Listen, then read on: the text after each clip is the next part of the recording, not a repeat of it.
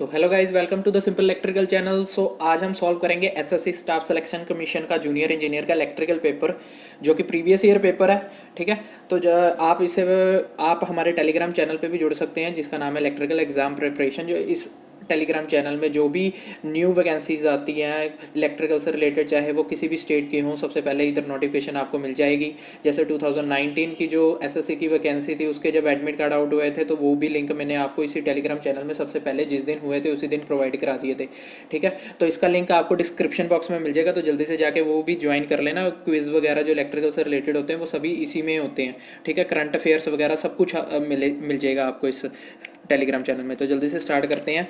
एक और न्यूज़ मैं आपको दे दूं, अगर आप मेरे से तैयारी करना चाहते हैं, मेरी ऑफलाइन क्लासेस भी चल रही हैं, तो मैंने ऑनलाइन क्लासेस भी शुरू करी हैं यूट्यूब चैनल पे। मैंने वीडियोस अपलोड काफ़ी कर रखी हैं, जो कि मैंने प्राइवेट ऑलरेडी कर रखी हैं। अगर आप मेरे से पढ़ना चाहते हैं तो आप मेरे को इस नंबर पर कॉन्टैक्ट कर सकते हैं। ठीक है, ये वाला नंबर जो मेरा है, ये मेरा नंबर है। ठीक है, इस नंबर पर आप मेरे को कॉन्टैक्ट कर सकते हैं। मैं PSPCL, PSTCL, UPPCL, SSC सबकी तैयारी कराता हूँ। ठीक है, 55 मार्क्स ईजिली आ जाएंगे अगर 100 मार्क्स का पेपर है, क्योंकि PSPCL का 100 मार्क्स का होता है, तो 55 तो मैं इजीली आपको दिलवा सकता हूँ। टेक्निकल क्लास होएगी, 2 आवर्स की क्लास होएगी। रीजनिंग, इंग्लिश, जीके सब कुछ। रोज करंट अफेयर्स चलते हैं, वो कैब वगैरह सभी कुछ मैं बताता हूँ अपनी क्लासेस के अंदर। ठीक है, अगर आपको डेमो वीडियो देखना है तो आप मेरे सिंपल इलेक्ट्रिकल चैनल पे देख सकते हैं। ठीक है, और लाइक और सब्सक्राइब करना मत भूलिएगा, इतनी कंजूसी मत किया करो यार। अगर आपको मेरा कुछ समझ आ रहा है तो आप प्लीज़ वीडियो को लाइक करो और सब्सक्राइब करो चैनल को, आने वाली वीडियोज़ के नोटिफिकेशन ताकि आपको मिल सकें। ठीक है, तो जल्दी से स्टार्ट करते हैं। क्वेश्चन नंबर हमारा फर्स्ट कहता है ampere is a unit of. ये तो आपको पता ही होगा, एम्पेयर किसकी यूनिट होती है। एम्पेयर किसकी यूनिट होती है? It is a unit of current. So answer हमारा क्या है? करंट। रेजिस्टेंस की यूनिट क्या होती है? ओम। और वोल्टेज की यूनिट क्या होती है? वोल्ट। वोल्टेज की यूनिट क्या होती है? वोल्ट। ठीक है, next question, which of the following material has a low resistivity. अच्छा, लो रेजिस्टिविटी का मतलब क्या है? पहले तो R resistance is equal to the rho L by A. ठीक है, रेजिस्टिविटी लो होगी तो रेजिस्टेंस भी कम होगा। अगर रेजिस्टेंस कम होगा तो करंट क्या होगा? ज़्यादा होगा कि नहीं होगा? अगर रेजिस्टेंस कम तो करंट ज़्यादा। तो आपने ये देखना है जो जिसमें से इजीली करंट पास कर सकता है, जो कंडक्टिव मटेरियल है। ठीक है, वो कौन सा है? तो कंडक्टर, ये ज़्यादा कंडक्टिंग मटेरियल है। ठीक है, insulator is not a conducting material, इसके अंदर से करंट पास नहीं होता है। ठीक है, बाकी ये रेजिस्टर और सेमीकंडक्टर भी हैं कंडक्टिंग मटेरियल, बट जो ज़्यादा है कंडक्टिंग मटेरियल, क्योंकि हमने ये देखना है कि जिसका ज़्यादा रेजिस्टिविटी है, ठीक है, लो रेजिस्टिव है। अगर रेजिस्टिविटी लो है तो रेजिस्टेंस भी तो कम होगा कि नहीं होगा, और उसमें से करंट इजीली पास हो सकता है। तो conductor is a most conducting material. तो जल्दी से नेक्स्ट क्वेश्चन की तरफ मूव करते हैं। What will be the value of the current through the resistance of 40 ohm and the potential difference of between. The potential difference किसको कहते हैं? वी को कहते हैं, वोल्टेज को। ठीक है, 20 वोल्ट आपको दे रखा है। रजिस्टर करंट आपने फाइंड आउट करना है। ठीक है, रेजिस्टेंस आपको बता ही रखा है, रेजिस्टेंस क्या है। रेजिस्टेंस कितना है? रेजिस्टेंस है 40 ओम। ठीक है, तो आपको V is equal to I R वाला फॉर्मूला तो पता ही होगा। 20 वोल्ट रखो, इजिकल टू आई निकालना है इंटू 40। ठीक है, 20/40 इज इक्वल टू आई, कितना आया? 1/2, which is equal to the 0.5। तो हमारा आंसर क्या है? 0.5। जल्दी से नेक्स्ट क्वेश्चन की तरफ मूव करते हैं। Determine the capacitance in farad of the parallel plate capacitor if the area of the parallel plate capacitor is 2 metre square. ठीक है, एरिया कितना दे रखा है हमें? 2 मीटर स्क्वायर। ठीक है, और डिस्टेंस कितना दे रखा है? 0.02 मीटर। देखो ये दोनों यूनिट वैसे तो सेम दे रखी है, बाई चांस अगर आने वाले क्वेश्चन में आपको चेंज होकर मिले तो आपने दोनों यूनिट को पहले सेम करना है। ठीक है, कैपेसिटेंस का फॉर्मूला क्या होता है? ए ई नॉट बाई डी। क्या होता है? ए ई नॉट बाई डी। ठीक है, और ए तो हमें दे रखा है, डी भी दे रखा है, तो हमें निकालना क्या है? हमें निकालना है कैपेसिटेंस। तो इसके जो वैल्यू आएगी 2 मल्टीप्लाई बाई ई नॉट की वैल्यू क्या होती है? ई 8.85 इंटू 10⁻⁻12, और ये जो होगा 0.02। ठीक है, जब पॉइंट हटाएंगे 100 ऊपर जाएगा, 100 यहाँ -12 में है तो -10 हो जाएगा, 2 से 2 कट जाएगा, तो क्या आंसर आएगा? 8.85 इंटू 10⁻⁻−10। हमारा सी ऑप्शन करेक्ट है। तो जल्दी से नेक्स्ट क्वेश्चन की तरफ मूव करते हैं। What will be the value of the current through a resistor when the power dissipated through a resistor is 40 volt. Power की वैल्यू दे रखी है, कितनी है? 40 वोल्ट। पोटेंशियल डिफरेंस दे रखा है, वी दे रखा है कितना? 100 वोल्ट। निकालना क्या है? करंट निकालना है। ठीक है, करंट निकालना। तो पावर का फॉर्मूला क्या होता है? I²R।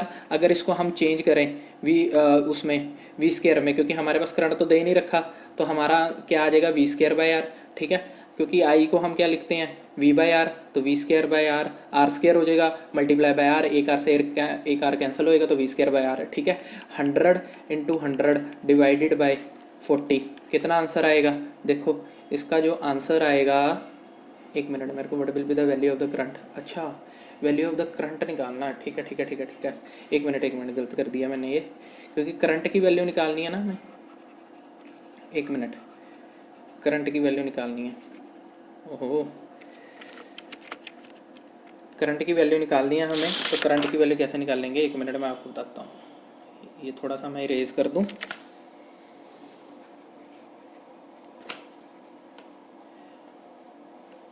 ठीक है। करंट की वैल्यू, हाँ जी, तो पावर का फॉर्मूला क्या होता है वी स्क्र बाय आर, ठीक है। हमें आर तो दे ही नहीं रखा, यहाँ से हम पहले क्या फाइंड आउट करेंगे आर की वैल्यू, जो कि होगी वी स्क्र बाय पी, ठीक है। तो जो आर की वैल्यू होगी 100 इंटू 100 डिवाइडेड बाई 40, जो कि कितनी आएगी 0 से 0, 4 से 25, और ये कितना आ गया 250, ठीक है ओम, ठीक है। अब हमें क्या निकालना है करंट निकालना है, तो आपको पता है V इज इक्वल टू क्या होता है आई आर, ठीक है। I is equal to V by R, और v कितना दे रखा है हमें 100 डिवाइडेड बाई 250, ठीक है। तो इसकी जो वैल्यू आएगी वो क्या आएगी 0.0 क्या आएगी 0.4, ठीक है ना। तो ये हमारी वैल्यू आ गई, हमारा आंसर पहला। What will be the length of the, ये नहीं है 1 नहीं है, what will be the length of the 10 ohm wire when the resistivity of the material, resistivity दे रखी है रो दे रखा है 0.1 ओम, डायमीटर दे रखा है कितना दे रखा है 0.5 मीटर, 0.5 मीटर, और आपको पता है कि रेजिस्टेंस का फॉर्मूला क्या होता है रो एल बाई ए, ठीक है। अब इसके अंदर जो हमें दे रखा है क्या निकालना है लेंथ निकालनी है, ठीक है। तो लेंथ का फॉर्मूला यहाँ से हमारा क्या बनेगा R A by rho, R A by rho. अब हमें पता है एरिया, एरिया क्या होगा, अगर एक वायर है ये कंडक्टर है मेरा, ठीक है कंडक्टर है, इसका जो एरिया है, इसका जो फर्स्ट आगे आगे से जब देखते हो किसी वायर को, तो वायर कैसे दिखती है तुम्हें आगे से, गोल दिखती है कि नहीं, सर्कल में दिखती है कि नहीं, तो एरिया क्या होएगा सर्कल का होगा, तो एरिया सर्कल के क्या होता है पाई आर स्क्वायर। अब हमें तो दे रखा है डायमीटर, तो रेडियस का क्या फॉर्मूला होता है radius is equal to D by two, diameter by two, ठीक है। तो जल्दी से इधर पुट करते हैं, एरिया क्या आएगा पाई आर स्क्वायर, ठीक है, pi into D by to का होल स्क्वायर, ठीक है। यहाँ से मैं रेज कर देता हूँ, एक मिनट, ये मैंने इरेज करना है, एक मिनट,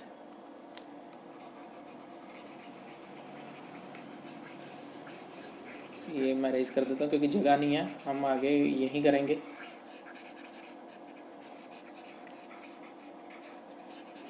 जल्दी से करता हूँ, ठीक है। तो जैसे कि आपको दिख रहा है, तो यहाँ एरिया का क्या आ गया pi into 0.5 into 0.5 divided by 2 multiply by 2, ठीक है। ये हमारा एरिया हो गया। तो जल्दी से हम रखते हैं एल की वैल्यू क्या है, रेजिस्टेंस कितना दे रखा है हमें, रेजिस्टेंस हमें कितना दे रखा है 10 multiply by area pi into 0.5 into 0.5 divided by 2 into 2 4, और रेजिस्टिविटी, ये रेजिस्टिविटी की वैल्यू क्या है, रेजिस्टिविटी की वैल्यू है 0.1, 0.1, ठीक है। तो ये जब इसको तुम सॉल्व करोगे तुम्हें आंसर क्या मिलेगा, आंसर मिलेगा 19.62, सॉल्व करके देख लेना आंसर यही आएगा। तो जल्दी से नेक्स्ट क्वेश्चन की तरफ मूव करते हैं। Two wire of same unit cross section area have equal length, the resistance of the first wire is 3 times that of the other, तो रेजिस्टेंस पहले वायर की कितनी है 3 टाइम्स ऑफ अदर, ठीक है। What will be the resistivity of wire that has a low value of resistance, low value resistance किसकी है R2 की लो वैल्यू है, क्योंकि R1 तो 3 गुना है R2 का, 3 टाइम्स है ना R2 का, तो R2 क्या लो वैल्यू है, ठीक है। तो इसको हम देखेंगे रो एल बाई ए।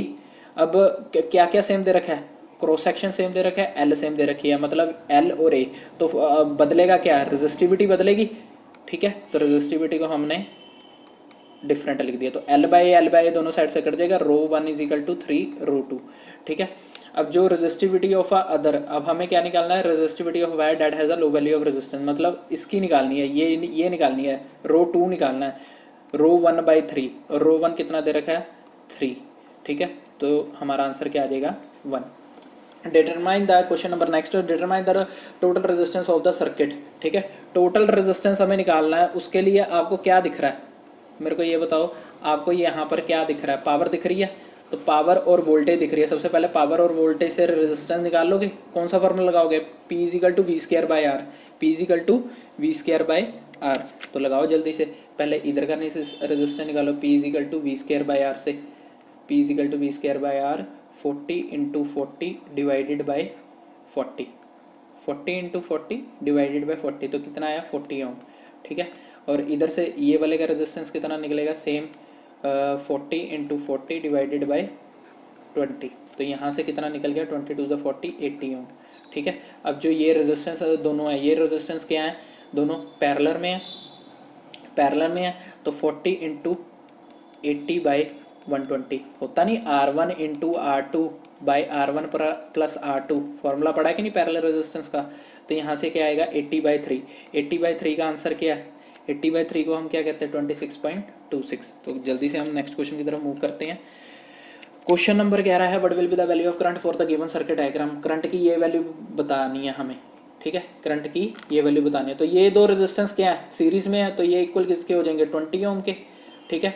5 और 40 क्या है, पैरेलल में है, क्योंकि हमेशा ना जहाँ पर वोल्टेज लगा होता है वहाँ से स्टार्ट नहीं करना होता, जहाँ पर पीछे से स्टार्ट करना होता। 5 और 40 क्या है, पैरेलल में है, तो इनको पहले पैरेलल का कॉम्बिनेशन निकालो, 5 और 40 डिवाइडेड बाई 45, ठीक है, 5 9 ज़ा 5 8 ज़ा, तो इसका क्या आ गया 40/9, ठीक है। इसका कॉम्बिनेशन 40 और 5 का, ठीक है। उसके बाद हमारा रेजिस्टेंस कुछ ऐसे बनेगा, ये 20 ओम, 10 और 10 मिलके 20 ओम।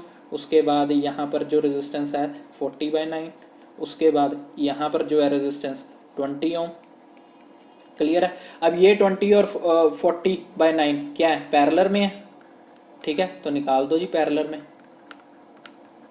ठीक है। तो ये इसका तुम्हें आंसर क्या मिलेगा, 42 ज़ा देखो क्या मिलेगा, 45 × 20/9 आएगा ना 40, एक मिनट गलती कर दी, sorry sorry sorry sorry sorry, ये तो सीरीज में थे, सीरीज में थे, सॉरी सॉरी सॉरी, गलती होगी, हो जाती है बंदे से गलती, सीरीज में थे, ठीक है। तो ये 40 और 5 क्या है, सीरीज में है, ये हमारा 20, ये हमारा क्या बन गया 45, और इधर से हमारा क्या आ रहा है 20, 20 और 45 क्या पैरेलल में, 20 × 45/65, ठीक है। 5 13 ज़ा 5 9 ज़ा 180/9 हो गया, 180/13 हो गया, सॉरी, ठीक है। अब ये जो ये हो गया हमारा सीरीज के अंदर, देखो मैं बताता हूँ, ये दोनों, ओहो,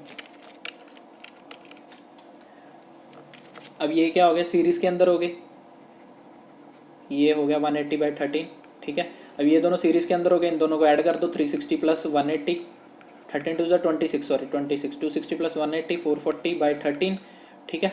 अब ये तो क्या आ गया हमारा ओवरऑल रेजिस्टेंस, करंट निकालना तो करंट निकाल दो 60/440/13, तो जब ये इसका आंसर आएगा, इसका आंसर आएगा तुम्हारे पास 1.77, सॉल्व करके देख लेना, ठीक है।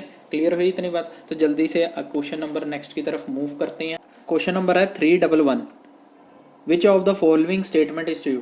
देखो ये किरचॉफ लॉ की बात हो रही है, Kirchhoff current law, Kirchhoff KVL आपने पढ़ा होगा, केसीएल होता है और एक क्या होता है केवीएल, ठीक है। तो किरचॉफ करंट लॉ जो एप्लीकेबल होता है वो किसको होता है, only junction in a network, किसको एप्लीकेबल होता है, सिर्फ एक जंक्शन को एप्लीकेबल होता है, ठीक है। जैसे कि मान लो ये मेरा क्या है, एक जंक्शन है, यहाँ से करंट क्या जा रहा है, ये करंट बाहर को जा रहा है, एक बार ये इधर को करंट आ रहा है, फिर यहाँ से बाहर जा रहा है, ठीक है, फिर ये बाहर जा रहा है। तो आपको पता है जो इस जंक्शन से करंट बाहर को जाता है उसको क्या लेते हैं हम, क्या लेते हैं नेगेटिव, और जो आता है उसको क्या लेते हैं पॉजिटिव, मतलब -I2 sorry +I2 -I4 -I1 -I3 = 0, ठीक है। तो ये किसको एप्लीकेबल होता है, एक जंक्शन को एप्लीकेबल होता है, ठीक है। तो हमारा ऑप्शन क्या है 1। और केवीएल लॉ आपको पता होगा, टोटल वोल्टेज, अच्छा ये लॉ किसको एप्लीकेबल होता है, ये अगर केवीएल आता तो फिर हम क्या कहते हैं कि ये क्लोज लूप नेटवर्क में ही एप्लीकेबल होता है, फिर हमारा ऑप्शन क्या सही होता है सेकंड ऑप्शन। अब उसने केसीएल पूछा तो केसीएल सिर्फ जंक्शन को एप्लीकेबल होता है, ठीक है। केवीएल होता तो क्लोज लूप में, क्या क्लोज लूप में टोटल वोल्टेज जो होती है, total voltage is equal to the sum of the voltage drop in the circuit. अगर यहाँ पर काफ़ी सारे रेजिस्टेंस बने हुए हैं और इधर दो वोल्टेजेस अटैच हैं, एक ऐसे और एक ऐसे, ठीक है, तो इस अक्रॉस जो भी वोल्टेज ड्रॉप होगी, ठीक है, ये जो करंट होगा वो सेम होगा, इसके अक्रॉस IR1, इसके अक्रॉस IR2, ये V1 है वोल्टेज है, ये V2 है, ठीक है। तो total voltage is equal to the sum of the voltage drop in the circuit. ठीक है, इसका मतलब KVL का मतलब ये है। ठीक है, तो जल्दी से नेक्स्ट क्वेश्चन की तरफ मूव करते हैं। Question number 3.12। तो क्वेश्चन क्या कह रहा है, on which of the following concept superposition theorem is based. Superposition theorem आपको पता होना चाहिए लीनियर नेटवर्क को एप्लीकेबल होती है एक लीनियर सिस्टम को एप्लीकेबल होती है। ठीक है, लीनियर सिस्टम का मतलब क्या होता है कि जो of output sum of the output produced by the system produced by different outputs a different input, मतलब अगर हम किसी सिस्टम को इनपुट जो दे रहे हैं वो डिफरेंट डिफरेंट दे रहे हैं, उसका जो आउटपुट आएगा वो क्या आएगा, सेम आएगा। क्या आएगा, सेम आएगा। इज सेम, सभी का हमने इनपुट डिफरेंट डिफरेंट दिया बट आउटपुट क्या आएगा, सभी का सेम आएगा, उसको हम क्या कहते हैं, लीनियर सिस्टम। ठीक है, दूसरी बात ये पहले तो ये देख लो आंसर क्या है, लीनियर। ठीक है, नॉन लीनियर को एप्लीकेबल नहीं होता है, रेसिप्रोकल को, रेसिप्रोसिटी को नहीं, डुअलिटी को नहीं। और किसको एप्लीकेबल होता है, ये होता है वोल्टेज और करंट को फाइंड आउट करने के लिए, वोल्टेज एंड करंट। ठीक है, वोल्टेज एंड करंट। पावर को एप्लीकेबल नहीं होता, क्योंकि कई बार क्वेश्चन ये आ जाता है कि superposition theorem is use to find out the power. नहीं, पावर की कैलकुलेशंस को फाइंड आउट करने के लिए नहीं यूज़ किया जाता ये। क्लियर है, वोल्टेज एंड करंट की कैलकुलेशंस को फाइंड करने के लिए यूज़ किया जाता है। क्लियर हुई। और तीसरी चीज़, AC और DC दोनों में ही सुपरपोजिशन थ्योरम यूज़ किया जाता है। ठीक है, next question, the ideal resistance of the internal current source is infinite. और आइडियल वोल्टेज सोर्स का, आइडियल वोल्टेज सोर्स का जो इंटरनल रेजिस्टेंस होता है वो क्या होता है, 0। क्लियर है, तो चलिए नेक्स्ट क्वेश्चन मूव करते हैं।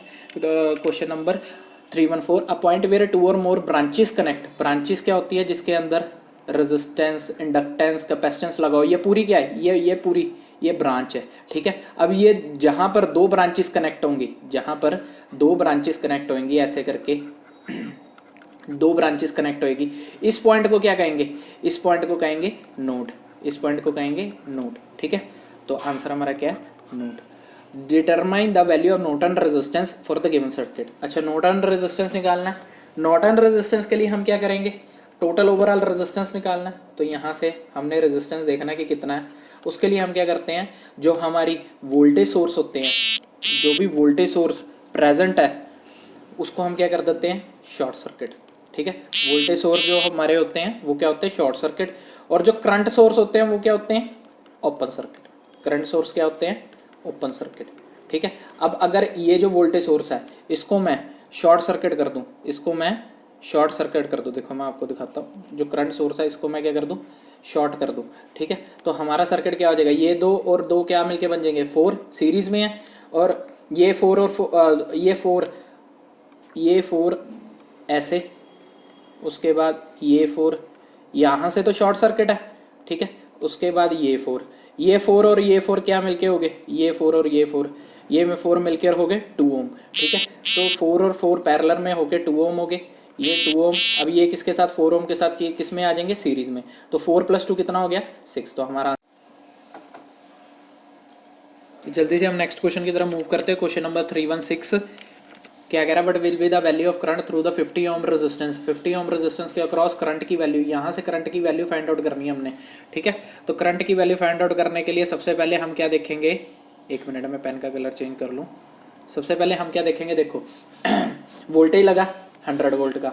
अब ये रेजिस्टेंस और ये रेजिस्टेंस, हमें पहले इस करंट की वैल्यू फाइंड आउट करने के लिए यहाँ से पता होना चाहिए कि टोटल करंट कितना आ रहा है। ठीक है, टोटल करंट आ गया तो यहाँ हम वैल्यू फाइंड आउट कर लेंगे। कौन कैसे करेंगे वैल्यू फाइंड, जिस रेजिस्टेंस के अक्रॉस करंट की वैल्यू निकालनी है उसके ऑपोजिट रेजिस्टेंस को ऊपर रखते हैं और नीचे दोनों का सम रखते हैं। क्लियर, मल्टीप्लाई करते हैं एक्चुअल करंट से, वो करंट आ जाएगा। ठीक है, तो हमने ये करंट फाइंड आउट करना है और ये करंट हमें निकालना है। उसके लिए क्या करेंगे, देखो 100 और 50 हम क्या है, पैरेलल में है, तो 50 × 100 डिवाइडेड बाय 150। ओवरऑल रेजिस्टेंस क्या निकल गया, 100/3। ठीक है, जो ओवरऑल रेजिस्टेंस निकला वो क्या निकला, 100/3। देखो यहाँ मैं बना देता हूँ 100 वोल्ट। उसके बाद क्या है, यहाँ पर जो रेजिस्टेंस आया हमारा ओवरऑल 100/3। ठीक है, ये हमारा सर्किट बन गया फिर से। तो हमें पता लगा कि करंट जो यहाँ आएगा वो कैसे आएगा, 100 V/R होता है, करंट की वैल्यू क्या आएगी, V/R। तो 100 डिवाइडेड बाय 100/3। ठीक है। तो करंट कितना आएगा 3 एम्पेयर, ठीक है। जो इसकी वैल्यू होगी वो क्या होगी 3 एम्पेयर, ठीक है। अब हमने कौन सा करंट फाइंड आउट करना है, अब हमने करंट फाइंड आउट करना है ये वाला। तो इसका क्या फॉर्मूला आएगा, देखो जो जिसके अक्रॉस जिस रेजिस्टेंस के अक्रॉस करंट निकालना होता है उसके ऑपोजिट रेजिस्टेंस को ऊपर रखते हैं और नीचे किसको करते हैं, दोनों का सम 150 मल्टीप्लाई बाय क्या आएगा, जो ये वाला करंट है 3, ठीक है। अब 350 और 50 टू ज़ा 100, तो 2 एम्पेयर हमारा करंट हो गया। आंसर हमारा क्या आएगा 2। क्लियर हुई इतनी बात।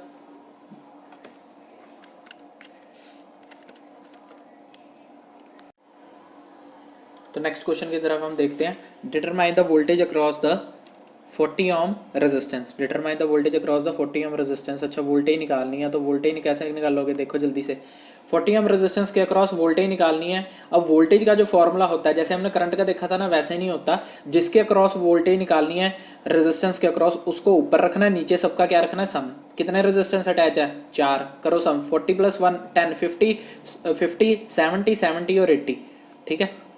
80 मल्टीप्लाई बाय जो वोल्टेज एक्चुअल है, ठीक है। मतलब जिसके अक्रॉस वोल्टेज निकालना है उस रेजिस्टेंस को ऊपर नीचे टोटल रेजिस्टेंस, ठीक है, मल्टीप्लाई बाय वोल्टेज जो निकालनी है उसके अक्रॉस क्या आ जाएगी वोल्टेज, ठीक है।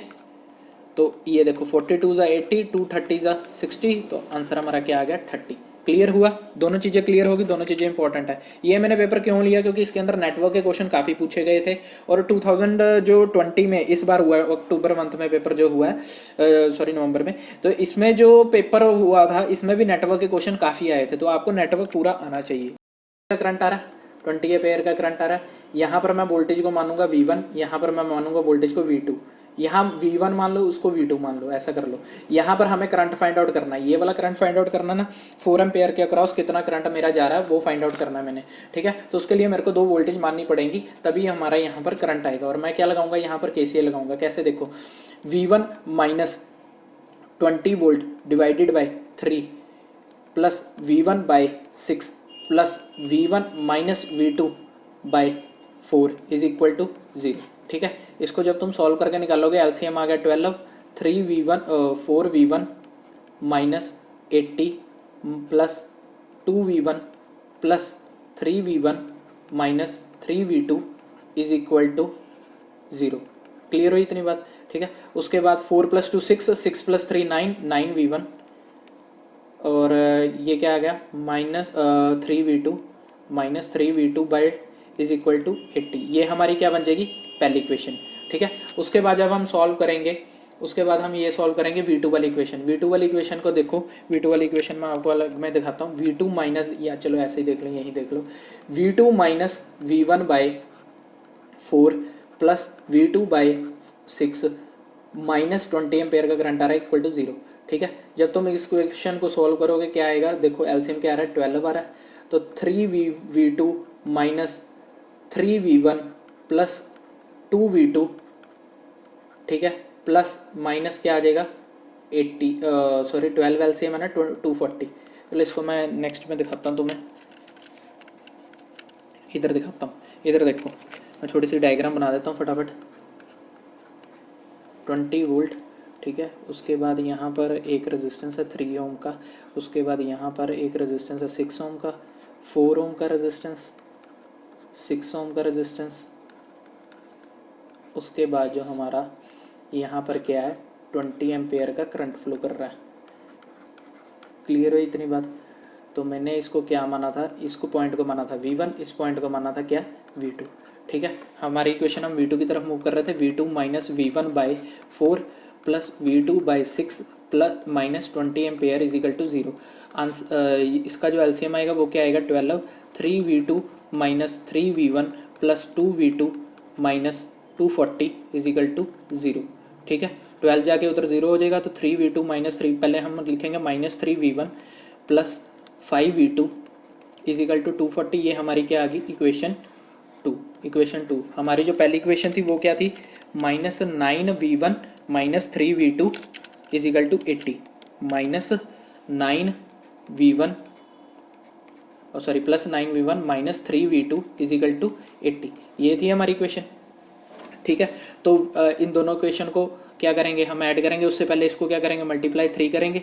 जब मल्टीप्लाई इसको 3 करेंगे ये क्या हो जाएगा 9 9 9 V1, ये क्या हो जाएगा 15, ये क्या हो जाएगा 720, 24 3 720 हो गया, 24 3 720 हो गया कि नहीं हो गया, एक मिनट, हाँ 24 3 720, ठीक है, ये हो गया 720। अब दोनों इक्वेशनों को प्लस करो, दोनों इक्वेशनों को जब प्लस करेंगे 9 से 9 कैंसिल, 15 माइनस 3 क्या हो जाएगा 12V2 is equal to 800।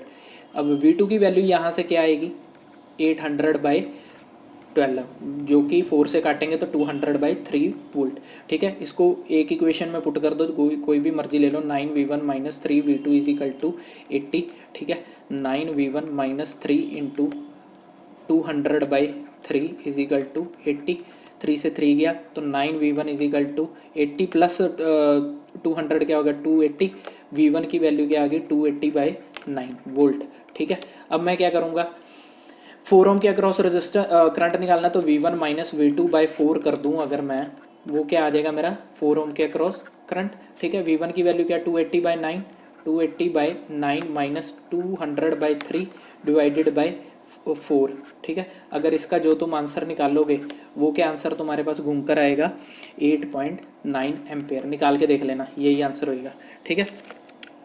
Clear हुई इतनी बात। तो जल्दी से हम क्वेश्चन नंबर 319 की तरफ मूव करते हैं। तो इसके अक्रॉस तुम्हें क्या निकालना, थेवेनिन इक्विवेलेंट रेजिस्टेंस निकालना है, voltage across A and B.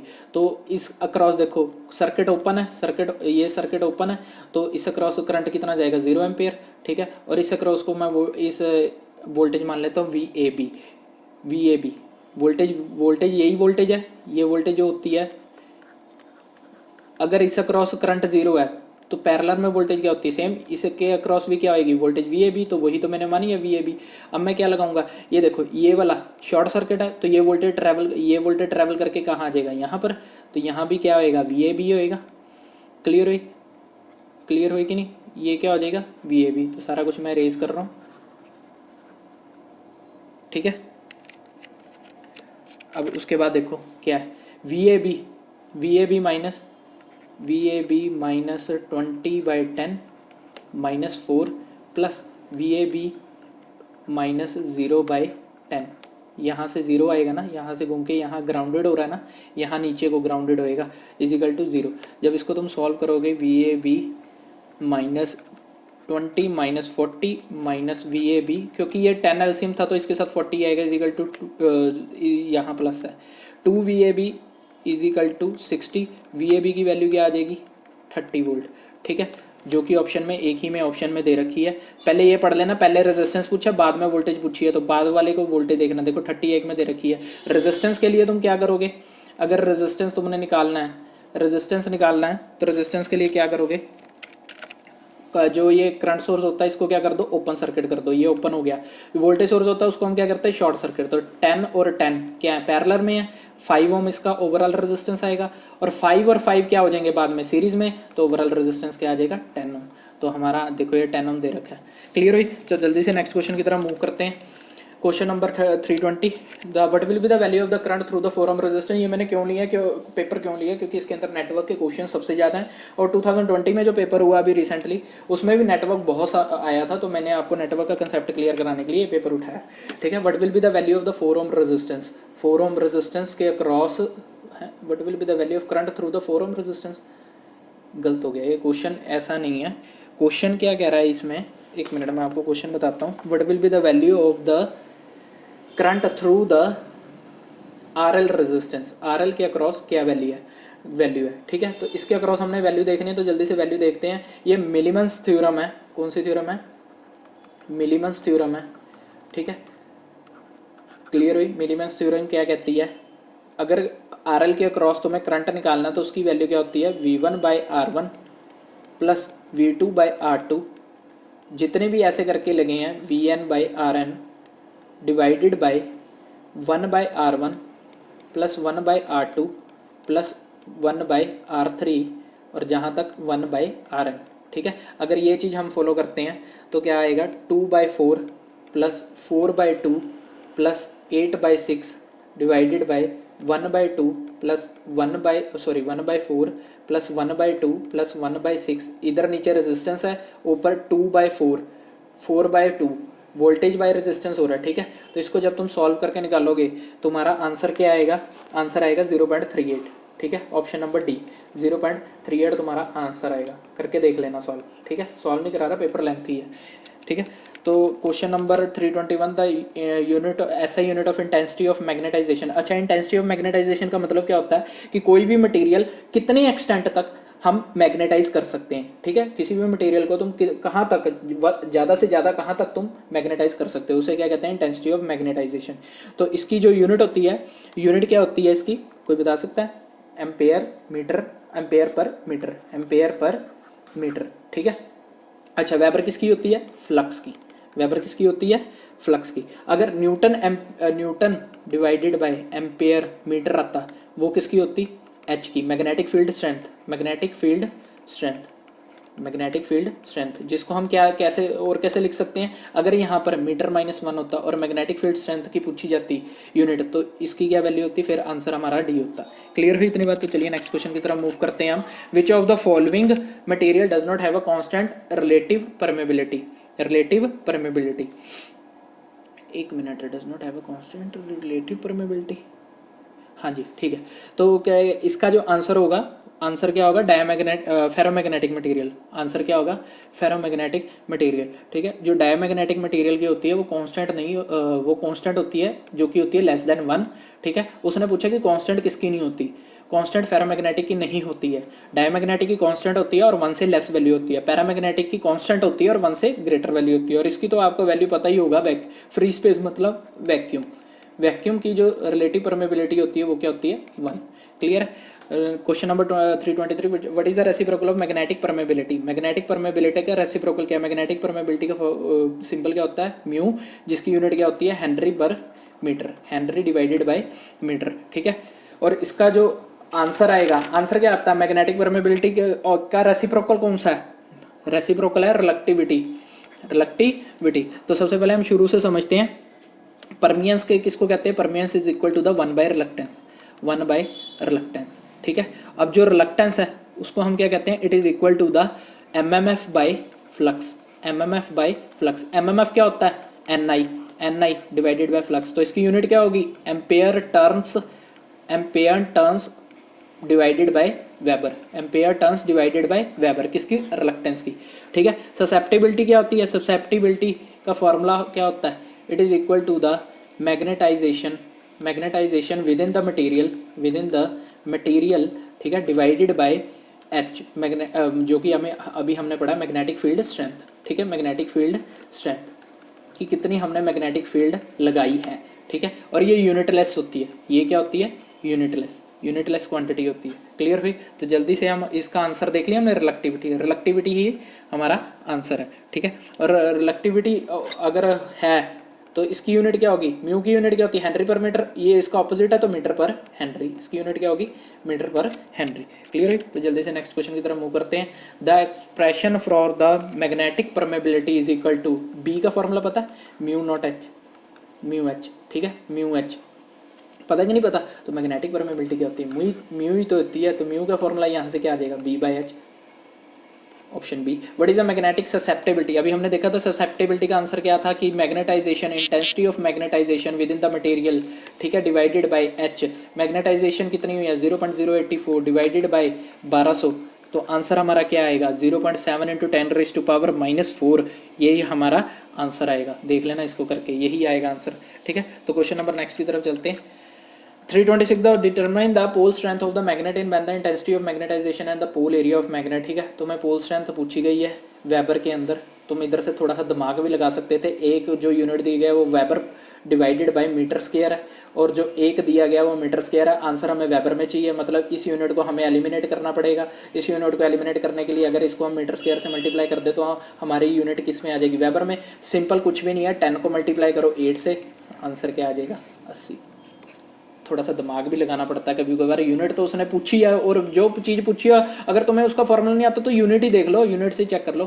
Question number 327, determine the value of the current of the coil if it has 60 number of turns and produce MMF. MMF का फॉर्मूला क्या होता है, अभी तो बताया, N9 number of turns multiply by current, ठीक है। Number of turns 60 दे रखे हैं, करंट निकालना है, एमएमएफ दे रखा है तुम्हें 30, 30 divided by 60 is equal to I, 1/2, 1/2 क्या होता है 0.5।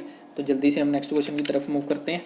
Question number 328, what is the magnetic susceptibility of a material kept in a field. अब देखो ये फिर से वही चीज़ दोबारा दोबारा आ रही है। अच्छा 1 tesla is equal to, 1 tesla में क्या होता है, 1 टेस्ला के वैल्यू क्या होती है, 1 टेस्ला किसके इक्वल होता है, 1 वेबर पर मीटर स्क्वायर के इक्वल होता है कि नहीं, 1 वेबर पर मीटर स्क्वायर, ठीक है। तो ये इसकी वैल्यू होती है 1 टेस्ला की। क्लियर हुई। तो मैग्नेटिक ससेप्टेबिलिटी का भी तो तुमने फॉर्मूला देखा था कि नहीं, बताओ देखा था कि नहीं। 320 एक क्वेश्चन है, बताओ। तो इसका आंसर हमें कैसे निकालेंगे, देखो, ओहो एक minute, 1 weber per metre square, जो डेंसिटी दे रखी है इसको हम क्या कहते हैं, B is 1 tesla 1 weber per metre square.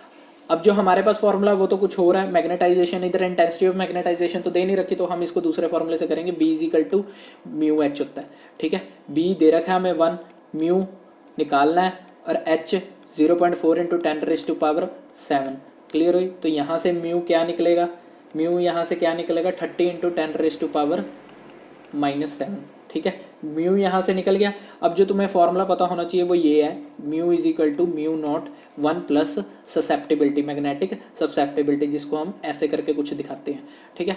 Mu तुम्हें पता है 30 इंटू 10⁻⁷। म्यू नोट क्या होता है, म्यू नोट की वैल्यू क्या होती है, म्यू नोट की वैल्यू क्या होती है 4 पाई, एक मिनट मैं इसको थोड़ा सा, mu naught 4 pi into 10⁻⁻⁷, 1 plus susceptibility, ठीक है। इक्वल टू कर देना इसको, क्या करोगे, इक्वल टू 30 इंटू 10⁻⁷। जब तुम इसका आंसर निकालोगे सॉल्व करके तो तुम्हें क्या मिलेगा 1.38, ये सी ऑप्शन, ठीक है। क्लियर हुई 1.38। A coil having a area of cross section 300 centimetre 120 turn is remove from the 60 tesla. Tesla अब याद रहेगा 1 वेबर पर मीटर स्क्वायर होता है टेस्ला, ठीक है। जो कि किसकी बात हो रही है, मैग्नेटिक फ्लक्स डेंसिटी की। क्लियर हुई। तो इसमें तुम्हें क्या देखना, देखो बी दे रखा है तुम्हें, एरिया दे रखा है, टाइम दे रखा है, ठीक है। तो तुम्हें ईएमएफ निकालनी है। ईएमएफ का फॉर्मूला क्या होता है, ईएमएफ का फॉर्मूला होता है N D phi by D T, N D phi by D T. और फाई तो तुम्हें पता ही नहीं फ्लक्स, तो फाई को कैसे निकालोगे, देखो फाई को कैसे निकालोगे, फाई इज इक्वल टू होता है बी ए, ठीक है। तो बी तुम्हें दे रखा है 60 टेस्ला, 60 इंटू 300 इंटू 10⁻⁻⁴ क्यों करा मैंने, यूनिट की बात हो, ये यूनिट सेंटीमीटर में है, ठीक है। सेंटीमीटर में तो हम लेते ही नहीं कभी, मीटर स्क्वायर में लेंगे तो 1 मीटर में कितने सेंटीमीटर होते हैं 100, ठीक है। और 1 मीटर स्क्वायर में कितने होंगे, 4 जीरो में लगेंगे, तो मैंने इसको ऐसे ही करा, ठीक है। फाई की यहाँ से वैल्यू आ जाएगी, कितनी आएगी वैल्यू 1.8 वेबर, 1.8 वेबर, ठीक है। तो यहाँ तुम देखोगे नंबर ऑफ टर्न्स तुम्हें दे रखे 120, 1.8 टाइम नीचे लिखना है, टाइम कितना दे रखा है तुम्हें 2 सेकेंड, ठीक है। जब तुम इसका आंसर सॉल्व करोगे तो तुम्हारे पास क्या आएगा, ये आएगा 108, सॉरी ऑप्शन गलत दे रखे हैं क्या, सॉरी ये गलत है, 108 पॉइंट नहीं है, 108, ये सब में पॉइंट हटा लेना, नहीं निकलते रखे हैं ऑप्शन ये, 104, 120, ठीक है। ये ऑप्शन गलत है। तो आंसर इसका क्या आएगा 108, 108 इसका आंसर है, ठीक है। तो नेक्स्ट क्वेश्चन की तरफ मूव करते हैं। What will be the value of critical current through the wire has a diameter of 10 के if the critical temperature of the material is 20 के, ठीक है। ये टेम्परेचर दे रखा है, एक बारी 10 के दे रखा है, एक बारी 20 के दे रखा है। मैग्नेटिक फील्ड दे रखी है, तो मैग्नेटिक फील्ड स्ट्रेंथ क्या होती है एच, ठीक है, एम्पेयर्स पर मीटर। और उसके बाद तुम्हें डायमीटर दे रखा है, तुम्हें क्या निकालना है क्रिटिकल करंट। तो इसकी जो वैल्यू होगी H C is equal to, पहले हमें देखो एक बारी 10 के है, एक बारी 20 के है, मतलब टेम्परेचर चेंज हो रहा है। तो हमें जो मैग्नेटिक एच दे रखा है वो 20 के पे दे रखा है, हमें किस पे निकालेंगे पहले 10 के पे। उसका वैल्यू क्या होती है एच न्यू, एक मिनट, एच न्यू, एक minute, H new is equal to H old, is equal to H old, H old 1 minus T by T C का स्केयर, ठीक है। टी सी क्या है, क्रिटिकल टेम्परेचर न्यू वाला, H new हमें निकालना है। एच ओल्ड हमें दे रखा है कितना 2 इंटू 10⁻³ और 1 माइनस टी क्या कौन सा टेम्परेचर है, टी वो वाला टेम्परेचर है जो नवा है, और ओल्ड वाला टेम्परेचर कौन सा है, ये ओल्ड ले लो चाहे तुम, ये देखो ये ओल्ड है। 20 था, 20 भी हमें दे रखा था डिवाइडेड बाय स्केयर, इसकी वैल्यू क्या आएगी 1.5 इंटू 10⁻³ ठीक है। अब एच न्यू हमने निकाल लिया, उसके बाद इसका फॉर्मूला देखो, उसके बाद मैं एक फॉर्मूला देता हूँ और वो भी फॉर्मूला देखो, उससे हमारा आंसर आ जाएगा। देखो ये सारे बहुत इंपॉर्टेंट क्वेश्चन है, तभी मैंने ये पेपर लिया और इस और कोई वजह नहीं थी पेपर लेने की। एच सी की वैल्यू क्या होती है, सॉरी सॉरी सॉरी सॉरी, ये एक फॉर्मूला है, मैंने फॉर्मूला और दे रहा था तो मैं कोई और दे गया। अकॉर्डिंग टू सिल्ब से रूल, सिल्स बी रूल के अकॉर्डिंग जो हमारा फॉर्मूला है वो क्या है, I is equal to 2 pi R H न्यू, ठीक है। 2 पाई डायमीटर, रेडियस क्या होता है, रेडियस क्या होता है डायमीटर बाय 2, ठीक है। डायमीटर दे रखा है हमें 4 mm, तो हमने इधर मीटर दे रखा है, इधर mm दे रखा है, तो इसको भी चेंज करेंगे मीटर के अंदर, ठीक है। तो रेडियस डायमीटर बाय 2, तो डायमीटर कितना दे रखा है 4 इंटू 10⁻³ डिवाइडेड बाई 2। उसके बाद एच न्यू हमने निकाला था 1.5 इंटू 10⁻³, तो जब इसको तुम सॉल्व करके निकालोगे तुम्हारे पास आंसर क्या आएगा 18.84। ऑप्शन फिर से गलत है, ये रहे ऑप्शन, हाँ ठीक है ठीक है ठीक है 18.84, क्लियर है। तो अब हम नेक्स्ट क्वेश्चन देखते हैं, ये नोट कर लेना वीडियो को पॉज करके, क्लियर हुआ, ये वीडियो को पॉज करके ना नोट कर लेना, क्लियर हो। मैं अगला क्वेश्चन करा रहा हूँ। What will be the value of current use by the washing machine eight rated 230/16। अच्छा पीक वैल्यू पूछी है, अब वॉशिंग मशीन एसी करंट पे वर्क करती है, तुम्हें पता है पीक वैल्यू का फॉर्मूला क्या होता है। अब जो रेटेड वैल्यू होती है वो कौन सी वैल्यू होती है, ये जो 16 एम्पेयर दे रखी है, इसको हम क्या कहते हैं आरएमएस वैल्यू, ठीक है। तो जो पीक वैल्यू होती है is equal to the √2 multiply by IRMS, clear हुई। तो √2 मल्टीप्लाई बाय 16 कितना आंसर आएगा तुम्हें, तो ये आएगा 22.62, क्लियर हुई वैल्यू। तो जल्दी से नेक्स्ट क्वेश्चन की तरफ मूव करते हैं। What which of the following wave will have a highest RMS value for equal peak value.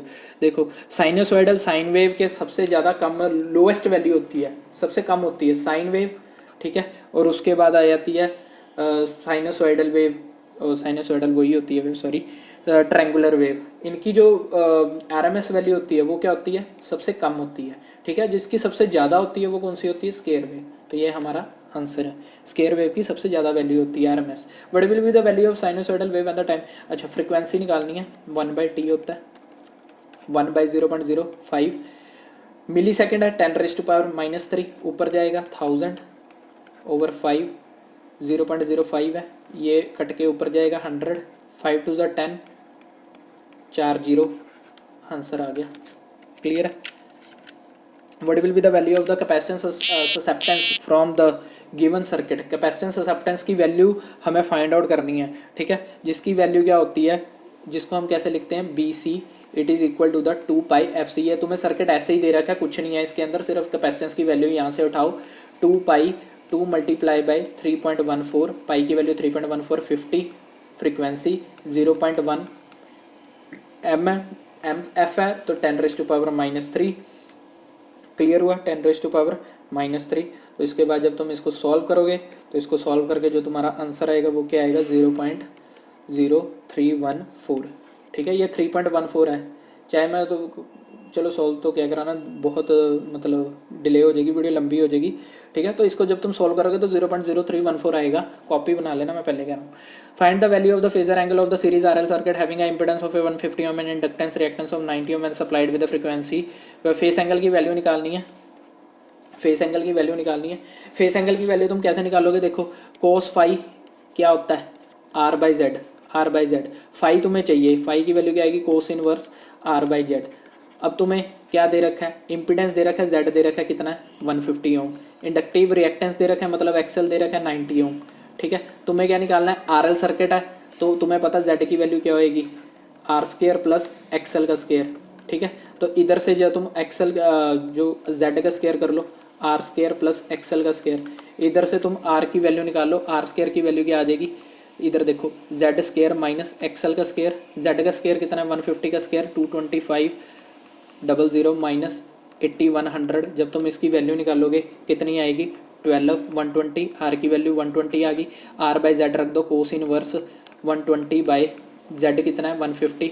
जब तुम इसकी वैल्यू सॉल्व करोगे तो तुम्हें जो आंसर मिलेगा वो मिलेगा 36.87। कोस इनवर्स कर लेना, पहले इसको काट लेना, 3 4 12, 0 से 0 कट के 3 5, कोस इनवर्स 4/5, कोस इनवर्स 0.8 कर लेना, कोस इनवर्स 0.8, तो इसकी तुम्हें जो वैल्यू मिलेगी 36.87। पता भी होगा अगर जो तुम्हें ये नॉर्मल वैल्यू जो पेपर के अंदर चलती है।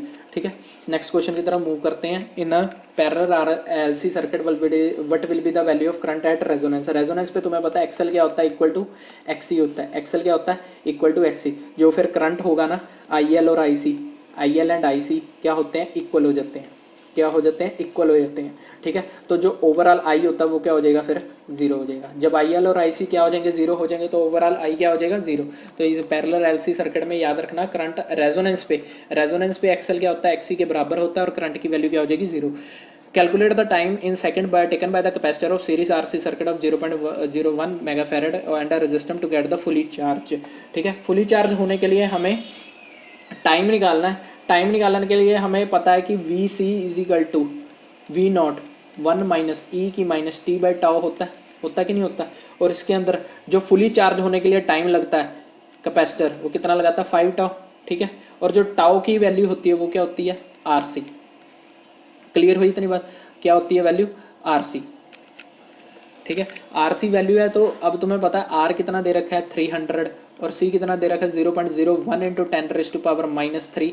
ठीक है, ये गया ऊपर 100 और नीचे भी आया, तो इसकी जो वैल्यू तुम्हें मिलेगी 3 इंटू 10⁻⁻3 मिलेगी, क्योंकि ये 0 कट देंगी, 3 इंटू 10⁻⁻3 आ गई। ठीक है, इसके साथ तुम रख दो 5 इंटू 3 इंटू 10⁻⁻3, 15 इंटू 10⁻⁻3। ठीक है, 0.015 इसका आंसर है, ऑप्शन सी। नेक्स्ट की तरफ मूव करते हैं। Which of the following is not correct about the delta connected balance 3 phase circuit. अच्छा, डेल्टा कनेक्शन में क्या होता है पता है, V phase is equal to V line होता है, और I line is equal to क्या होता है, √3 आई फेस। देखो इसमें से कुछ है, phase current is less than the line current. नहीं जी, ये तो face current is less than the line current, line current face current is less than the line current. बिल्कुल गलत कह रहा है ये, फेस करंट लाइन करंट के इक्वल कैसे हो जाएगा, face current less than the line current. Okay, मैं गलत तो नहीं कर रहा, face current is less then that of the line current, यही कहीं ऑप्शन।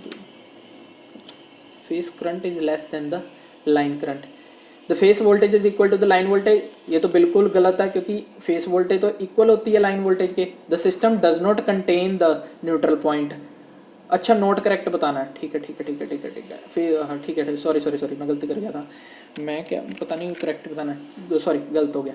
ठीक है, the phase voltage equal to the line voltage है, हाँ जी ठीक है। Phase current less than the line current, बिल्कुल सही है, क्योंकि अगर इधर से फेस करंट की वैल्यू निकाल लें, IL/√3 होता है, लाइन करंट से तो कम ही हुआ ना, लाइन करंट से कम हो मतलब ये भी ठीक है, ये भी ठीक है। The system does not contain the neutral point, नहीं जी न्यूट्रल पॉइंट तो कंटेन करता ही नहीं, क्योंकि डेल्टा कनेक्शन तो कुछ ऐसे करके होता है, इसके अंदर 3 फेस ही होते हैं, 1 2 और 3, न्यूट्रल पॉइंट तो होता ही नहीं। बिल्कुल सही है, हमें नोट करेक्ट बताना है, हमें कौन सा बताना है, नोट करेक्ट बताना है, ये भी सही है। It is a 4 wire system, नहीं जी 3 वायर सिस्टम है, तो यही हमारा क्या आ जाएगा आंसर।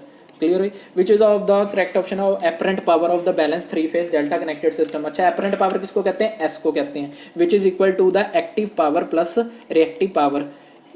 ठीक है, ये पी क्या होती है, एक्टिव पावर, पी क्या होती है, active power, which is equal to the VI cos five, which is equal to the VI cos five.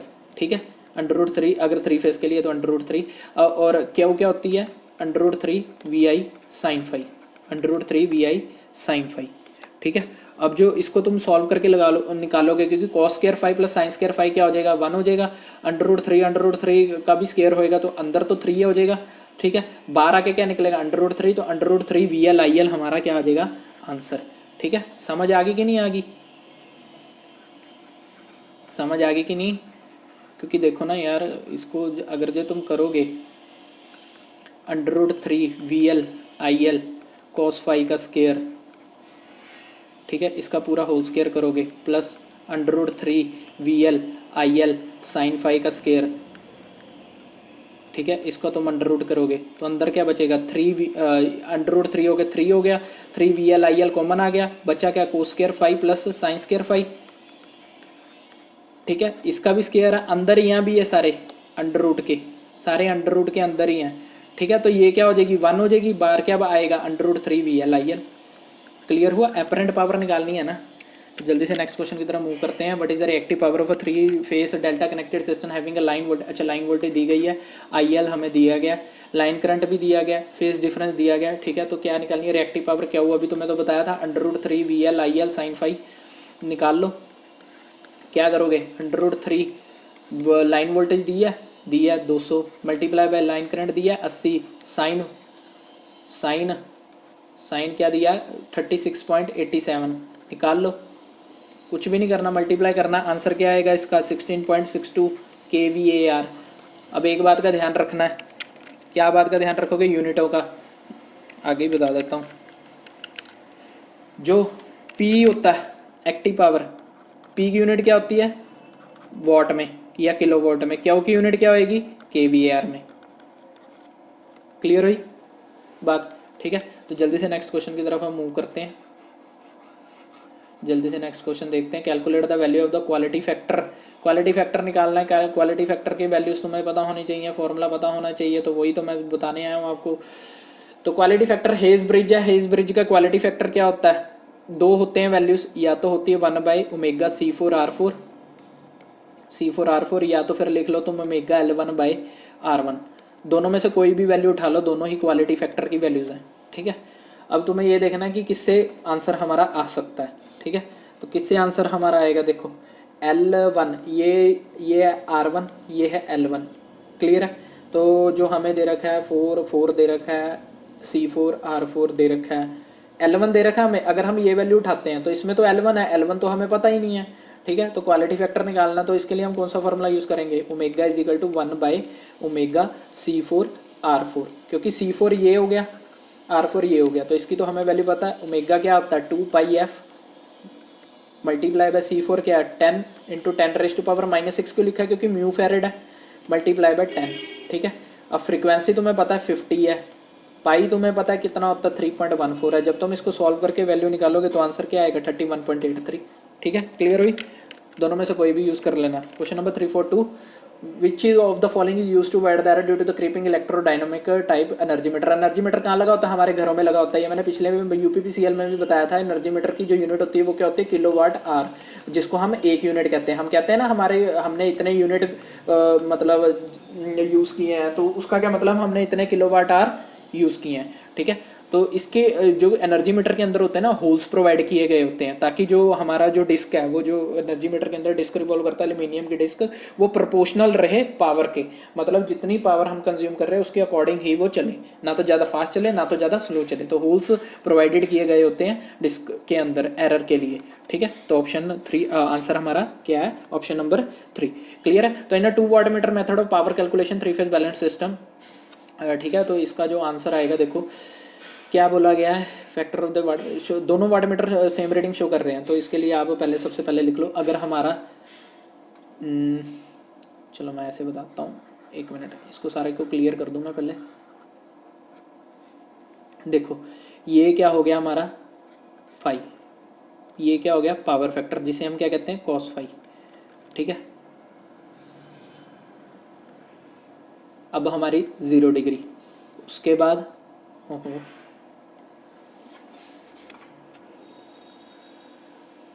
उसके बाद 30 डिग्री, उसके बाद 45 डिग्री, उसके बाद 60 डिग्री, उसके बाद greater than 60 degree.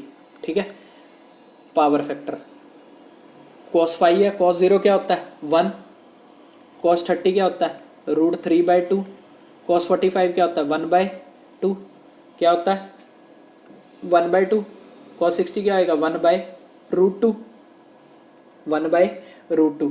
Greater than 60 मतलब less than 0.5, less than, sorry ये 1/√2 है, 1/√2, और इधर क्या आएगा 1/2।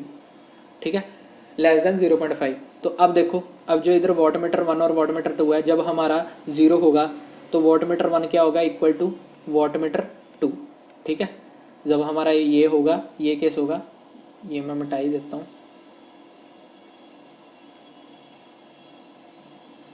ठीक है। तो इस केस में क्या होगा, wattmeter 1 is equal to the wattmeter 2। और इस केस में क्या होगा, जब हमारे 30 डिग्री का एंगल होगा, wattmeter 2 is equal to the half of the wattmeter 1। और इस केस में क्या होगा, जब हमारा 45 डिग्री होगा, 1.362 वाटमीटर 2। और इस केस में क्या आएगा, 60 में वाटमीटर 1 की जो रीडिंग होगी 3 VI/2 होगी, ठीक है। वाटमीटर 2 की क्या रीडिंग होगी, 0 होगी। और इस केस में क्या आएगा, लेस देन 0.5 में, लेस देन 0.5 में आएगा, वाटमीटर 1 की रीडिंग जो होगी वो पॉजिटिव होगी और वाटमीटर 2 की रीडिंग क्या होगी, नेगेटिव होगी। तो इसने क्या पूछा कि दोनों पॉजिटिव रीडिंग शो कर रहे हैं कब, ये देखो 60 में तो एक पॉजिटिव एक नेगेटिव ग्रेटर देन 60 में, और 60 में एक पॉजिटिव एक ज़ीरो, 45 में दोनों ही पॉजिटिव, इसमें भी दोनों पॉजिटिव, इसमें भी दोनों positive, show the same reading.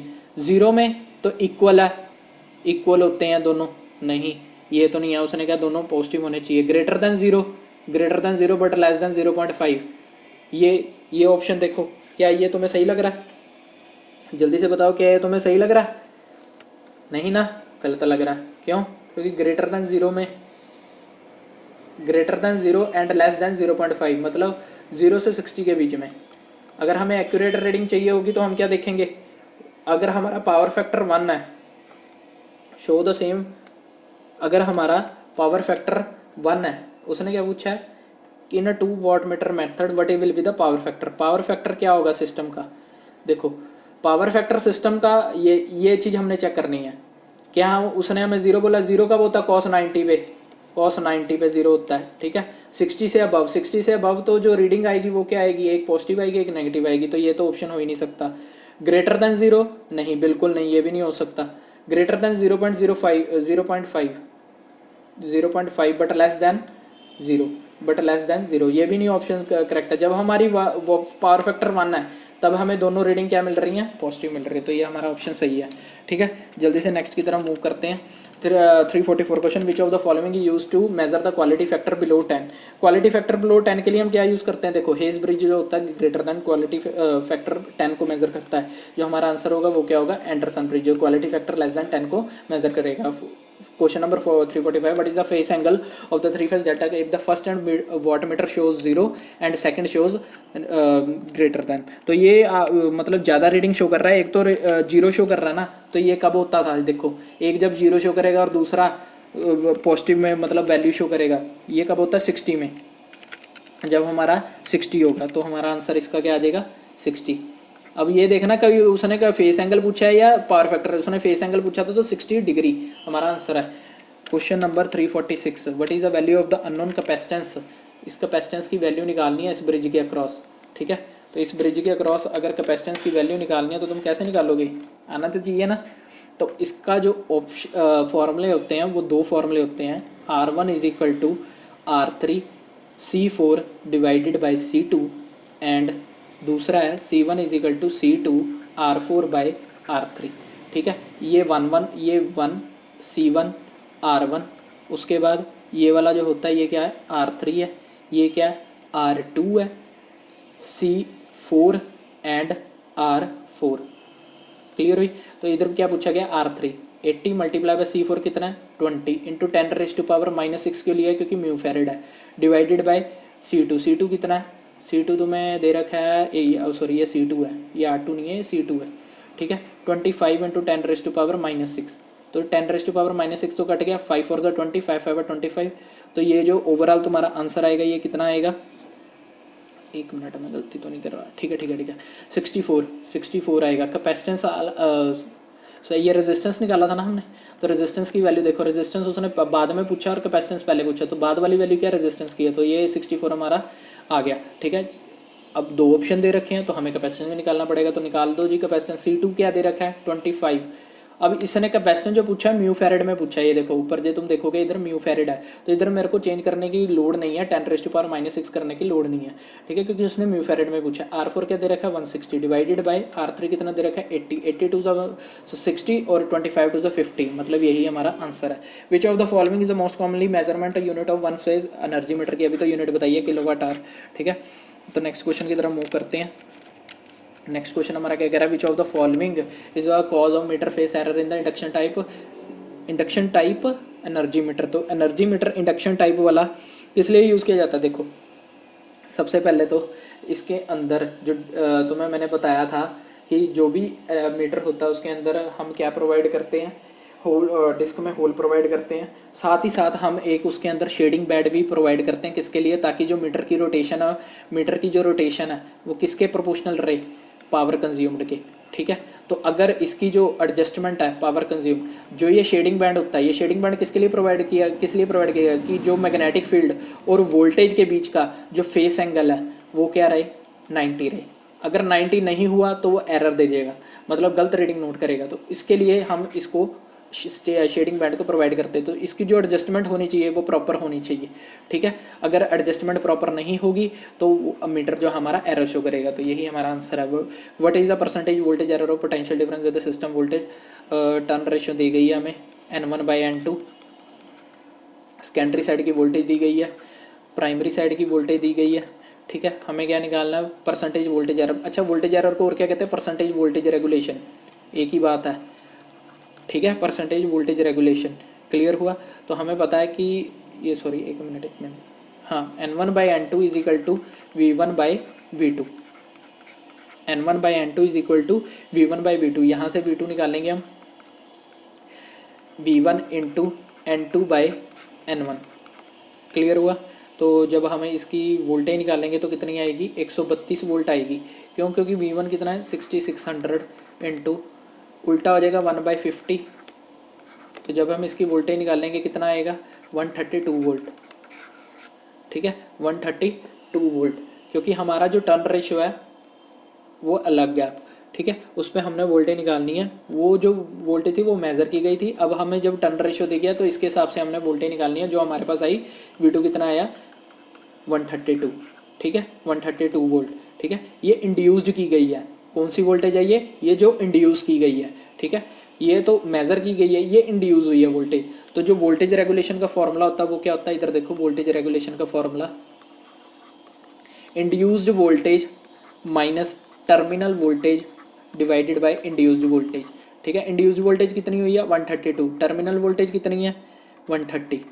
ठीक है, और उसके बाद 132, जो इसका आंसर आएगा तुम्हें क्या मिलेगा, 1.51। क्लियर है, क्लियर है। तो नेक्स्ट क्वेश्चन देखते हैं। अच्छा, इस पे तुम्हें मैंने बताया था मैगर किसके लिए यूज़ किया जाता है, हाई वैल्यू ऑफ रेजिस्टेंस को मेजर करने के लिए। अगर नहीं पता तो मैंने क्वेश्चन पहला ही है UPPCL का, वीडियो देख लेना, उसके अंदर पहले क्वेश्चन में मैंने बताया हाई वैल्यू ऑफ रेजिस्टेंस को मेजर करने के लिए कौन से इंस्ट्रूमेंट यूज़ किए जाते हैं, लो वैल्यू को, मीडियम वैल्यू को, सबको बताया गया।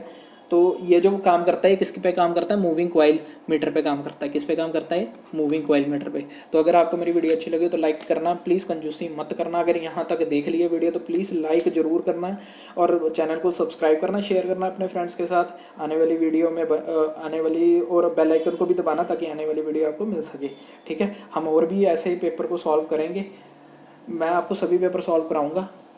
सब्सक्राइब करना मत भूलना। ठीक है, थैंक यू।